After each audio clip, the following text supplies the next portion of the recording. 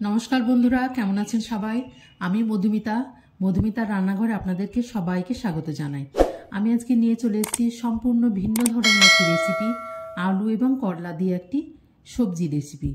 दुपुरेर गरम भातेर संगे तृप्तिदायक एकटी खाबार। এই রেসিপিটি দেখার জন্য আপনাদের অনুরোধ রইল। চলুন পুরো রেসিপিটি দেখে নিই। এর জন্য আমার প্রথমেই লাগবে করলাগুলোকে একটু লম্বা লম্বা করে এভাবে কিন্তু আমি কেটে নিয়েছি। এগুলোকে একটু ম্যারিনেশন করে নেব। নিয়েছি প্রয়োজন মতো একটু লবণ এবং সামান্য পরিমাণে হলুদ। তারপরে এটাকে ভালোভাবে মাখিয়ে 5 থেকে 10 মিনিট মতো একটু ম্যারিনেশন করতে দেব, যেন এর সঙ্গে জলটা বেরিয়ে যাবে এবং যেন তেতোটা অনেকটা কম হয়ে যায়। এদিকে তেল গরম করতে দিয়েছি আমি। অনেকটা জল বেরিয়ে গেছে। জলটাকে ভালো করে চিপিয়ে এভাবে কিন্তু হাত দিয়ে করলাগুলোকে তেলের মধ্যে দিয়ে দিতে হবে। একদম লো টু মিডিয়াম আঁচে করলাগুলোকে একটু ভালোভাবে ভেজে নিতে হবে, যেন খুব ভালোভাবে ভাজতে ভাজতে সেদ্ধ হয়ে যায়। ঠিক সেরকমভাবেই ভাজতে হবে লাল করে। এগুলো ভাজা হয়ে গেছে। এবার এগুলোকে তেল ঝরিয়ে খুব ভালোভাবে তুলে নেব। তবে করলার পরিমাণ কিন্তু একদমই বেশি দেওয়া যাবে না, তাহলে কিন্তু খুব তেতো হয়ে যাবে, খেতে পারা যাবে না। এবং ওই তেলের মধ্যেই আমি করলা যেভাবে লম্বা করে কেটেছি ঠিক একই পরিমাণে আমি আলুগুলোকেও কেটে নিয়েছি। দিয়ে দিয়েছি একটু পাঁচফোড়নটা খুব ভালোভাবে ভাজা হয়ে গেলে এখানে একটা বড় সাইজের আলুকে আমি এইভাবে লম্বা লম্বা করে আঙুলের আকারে কেটে নিয়েছি। এগুলোকেও একটু একদম লো আঁচে রেখে আলুটাকে একটু ভালোভাবে ভেজে নিতে হবে। আলুটা যেন ভাজতে ভাজতে একটু সেদ্ধ হয়ে যায় সেদিকে খেয়াল রাখতে হবে।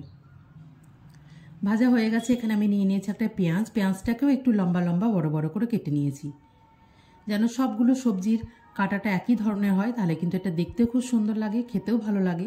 এবং পেঁয়াজটা যেন গলে না যায় তার জন্য একটু হালকা আঁচে অল্প করে ভেজে নেব, একদমই লাল করে কিন্তু ভাজা যাবে না। নিয়েছি কিছু বেসিক মশলা লাগবে আমার কালারের জন্য, একটু হলুদ গুঁড়ো, একটু জিরের গুঁড়ো, আর আমি এখানে নিয়ে নিয়েছি চন্দনী বাটা 1 চামচ। এই চন্দনী বাটা দিলে কিন্তু করলার ফ্লেভারটা একদম অন্যরকম মাত্রা নিয়ে যায়। এবার আঁচটাকে কমিয়ে মশলাটাকে খুব ভালোভাবে মিশিয়ে নেব, আর সামান্য পরিমাণ জল দিয়েও কিন্তু এই মশলাটাকে একটু ভালো করে কষিয়ে নিতে হবে। এখানে দিয়ে দিলাম আমি 1/2 চামচ পরিমাণ আদা বাটাটাও ভালো করে মিশিয়ে নিয়েছি।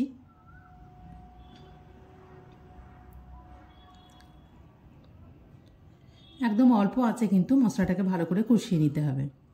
আর কালারের জন্য লাগবে আমার সামান্য পরিমাণে কাশ্মীরি লঙ্কা গুঁড়ো। সব মশলাগুলোকে এবার ভালোভাবে মিশিয়ে একটু ভালোভাবে কষিয়ে নিতে হবে, যেন মশলার গন্ধেরটা একদমই না থাকে। আঁচটাকে কমিয়ে রেখে সামান্য পরিমাণে আমি এখানে জল অ্যাড করব। তারপরে মশলাটাকে একদম অল্প পরিমাণে আঁচ রেখে একটু কষিয়ে নেব।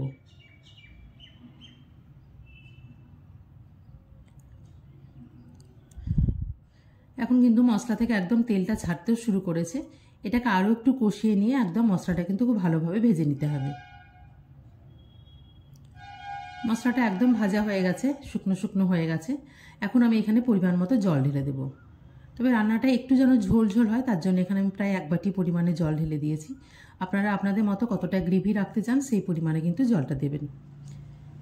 ফুটতে শুরু করেছে, যেহেতু এটা করলার সবজি একটু খেতে খেতে যেন মিষ্টি হয় তার জন্য এখানে দিয়ে দিলাম পরিমাণ মতো নুন এবং সামান্য পরিমাণে চিনি। তারপর এটাকে প্রায় 5 থেকে 7 মিনিট মতো একটু ঢাকা দিয়ে দেব। আলুগুলো সেদ্ধ হয়ে গেছে। এবার এর মধ্যে আগে থেকে ভেজে রাখা যে করলাগুলো ছিল সে করলাগুলো কিন্তু এর মধ্যে দিয়ে দিতে হবে। তবে খেয়াল রাখতে হবে করলাগুলো দেওয়ার পরে যেন একদমই এটাকে ফোটানো না হয়। ফোটানো যাবে না, নইলে কিন্তু সবজিটা একদম খুব বেশি তেতো হয়ে যাবে। আর দিয়ে দিয়েছি ফ্লেভারের জন্য 2টো চেরা কাঁচা লঙ্কা। আঁচটাকে একদম লোতে রেখে এখন আমি এখানে দিয়ে দিয়েছি একটু গরম মশলা গুঁড়ো এবং একটু 1 চামচ পরিমাণ ঘি। গ্যাসটাকে কিন্তু এখন একদমই অফ করে দেব। অফ করে দিয়ে ঘি এবং গরম মশলাটা ভালোভাবে মিশিয়ে নিয়ে এটাকে একটু স্ট্যান্ডিং টাইম দিলেই কিন্তু আমাদের এই রেসিপিটি একদম রেডি হয়ে যাবে। গরম গরম দুপুরের দিনে তৃপ্তিদায়ক এই খাবার অবশ্যই রেসিপিটা একবার ট্রাই করবেন।